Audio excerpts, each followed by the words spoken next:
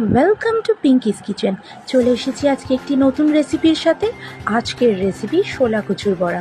প্রথমে কচুটিকে ভালো করে ছুলে নিয়ে গ্রেট করে নিতে হবে। তারপর গ্রেট করা কচুর থেকে ভালো করে জল ঝরিয়ে নিতে হবে।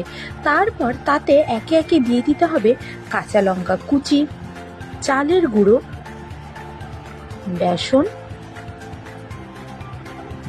স্বাদ মতো লবণ ও সামান্য হলুদ গুঁড়ো।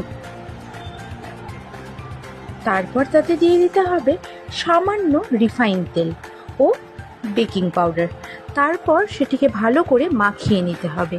মাখিয়ে নিয়ে বড়ার শেপ দিয়ে দিতে হবে। কড়াইতে তেল গরম করে বড়াগুলিকে আস্তে আস্তে ছেড়ে লাল করে ভেজে নিতে হবে।